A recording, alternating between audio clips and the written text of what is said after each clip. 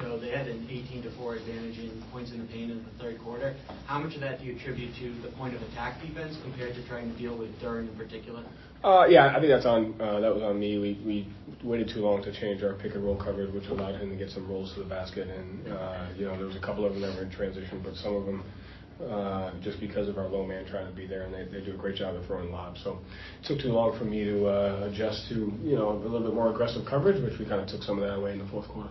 And with Ugo, first career start today, just how valuable for the team defense is his ability to either not get dislodged by a screen or quickly recover? What does that do for the rest of the team? Yeah, I think it's at the end of the day just to continue to build that defensive mindset, and guys that are able to come in and just give us what we need defensively. So he did a great job of that tonight. He's able to get through screens. He can kind of give D. White and Peyton and Jaylen a little break on the on-ball stuff there and have him do it. So it was good that he was able to do that. We just got to continue to develop that mentality. This is your first 3-game losing streak since 2023 in the regular season. What do you need to take from it? What do you need to learn from this? And I think before the regular season started, you said kind of the identity that you were creating would be tested in times. I don't know if you foresaw it this early, but yeah, man, it doesn't matter. What matters is just like making sure we continue to stick to the process of trying to win. We had a 17-point lead today. We got to close the second quarter better. Obviously, the fouls and the rebounds at a certain time. So, I thought our effort was we played a complete game with an effort. Now we got to play a complete game with effort and execution. Regardless of that. So we have to continue to build that. And like you said, everybody starts the year off about togetherness and getting through difficult times, but no one anticipates it happening. They always think it's going to happen later than sooner, but it happened now. So we got to chip away at it. So, what can you do to be a better defensive rebounding team? It has to be demoralizing. I know that word, but just when you got stops. So then the one play where Thompson got between two defenders and then gave it to Robinson.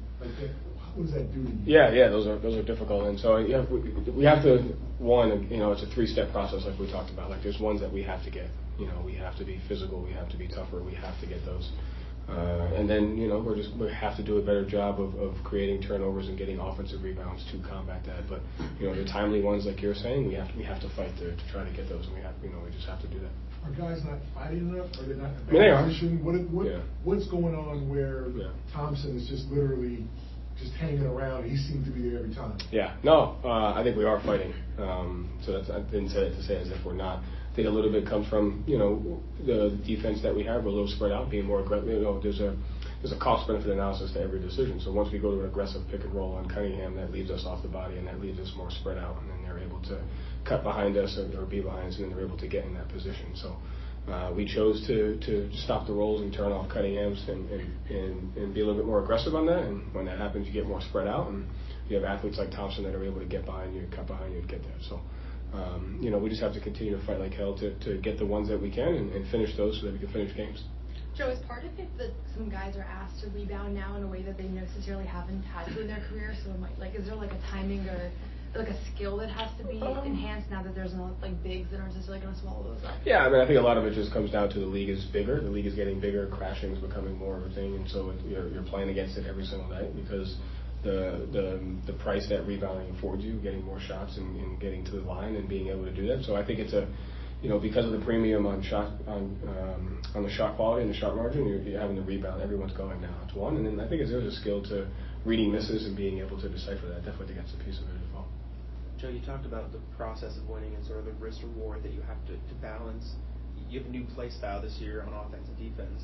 How constantly are you sort of evaluating what that process should look like as these results get in, as you get more tape against regular season teams? Yeah. Is that a constant process of trying to figure out what those principles are, what the process should look like? Yeah, I think that just comes down to tactically. Is like you said earlier in the game, we played a certain way. It cost us fouls, and we would do that, and we have to go to something else. But with that, there's a cost, to that approach as well on the other side of the coin. So we just have to continue to leverage that with the things that we can control. Finishing quarters because. Whether it's live ball turnovers, executing the way we can, getting rid of the fouls that we can control. So I think it's just constantly trying to focus on that. How many of the fouls that you're seeing are ones that you can control? I'd probably say 3 to 5 or so per game. Jaylen with 41 tonight. Is there something about his mindset today that felt different to you, or was it more about just the way that he was being defended? No, I thought he was physical. I thought he did a great job of his shot selection. I thought he was simple, pulled up at the elbow, 2 dribbles, got into the paint, played off pin downs. I thought he did a great job of just playing at his pace, not getting sped up, and just getting to the spot that he wanted.